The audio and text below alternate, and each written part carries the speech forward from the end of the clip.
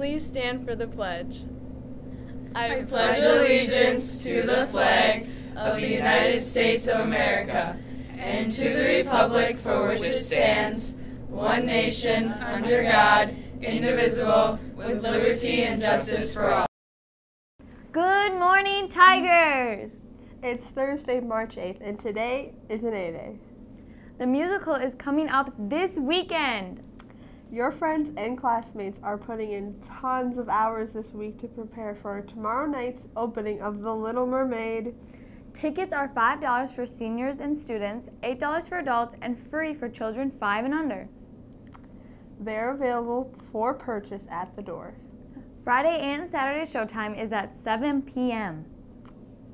Sunday's matinee is at 2 p.m. Come to the Lunda Theater and join in the fun! Did you know that March is Women's History Month? Today is known as International Women's Day, a collective day of global celebration and a call for gender equality, and has been celebrated since the early 1900s. Take time to thank an important woman in your life today, perhaps a teacher and your mother or a relative that has impacted your life in some way. Some of those women are teaching AP classes right now. That was a rough segue, wasn't it? Anyway, AP students, if you're interested in taking an AP exam this spring, please note that you have 1 week left to pay so we can order your test. You have until March 16th to order and pay for your exam. AP exams cost $94 per exam unless you receive free or reduced lunch, and then you need to pay $53 each. Checks should be made out to BRFHS. Please see your AP teacher or Ms. Leadholm if you have any questions. Are you in Taboo? Teens Against Bullying Others will be meeting today during Focus in Loby's room.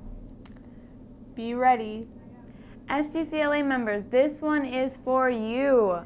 FCCLA members need to turn in your permission slip and deposit for state to Ms. Halverson by today. And last but not least, tutoring. The lab is open after school from 3:15 until 4:15. You don't need to be assigned to go. In fact, if you want some math help, tonight is a great night to get it.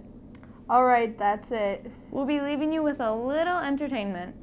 Have a great day, Tigers. My name is Jared Plaza, and I'm a math teacher. So in my life, I have broken or fractured 26 bones, and I've also had 3 concussions. So it got so bad to the point where the ladies and doctors and nurses and everyone in the hospital knew me by name when I would come in, because I would make like 2 or 3 visits a year. Growing up, I had a poster in my room with the alphabet, like the capital letter and the small letter, and I didn't quite know how to read yet, but I knew what the letters were. I didn't know what order they should go in.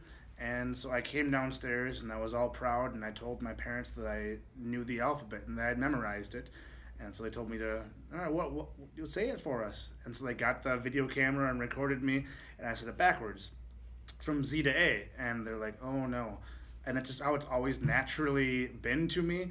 And so up until I was like probably 11, 12 years old, if somebody asked me to say it forwards, I would quickly have to say it backwards in my head to know what the next letter was, kind of like what everybody else would have to do saying it backwards. So ZYXWVUTSRQPONMLKJIHGFEDCBA seems more natural to me than the other way around. I grew up on a cranberry farm in Hawkins, Wisconsin, which you probably don't know where that is, a lot of you. So if you know where Ladysmith is, it's like a half hour east of there.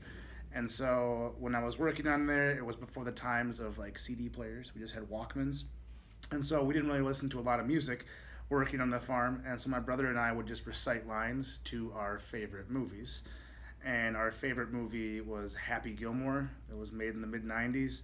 And so every day for 5 summers, we would recite the movie back and forth to the part where it is engraved in our heads, and we know every line word for word to that movie, which is kind of ridiculous.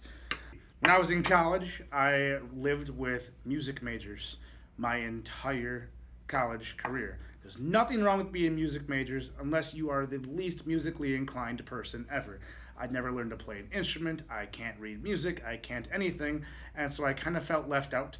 And so throughout my college career, I would do these like Weird Al Yankovic type things where I would take a song that already exists and a random topic, and I would write lyrics to kind of make it switch so it would fit the music to this, but be about something totally different. And then my music major roommates would create like different songs and tones to it to help me feel more involved. So that's like a lonely, hey, Plaza needs to be involved type of thing, but that's just what it is. My wife works here in the district. A lot of people don't know that. She's a kindergarten teacher here. We got the jobs within about 3 weeks of each other. So we kind of a big move coming up here.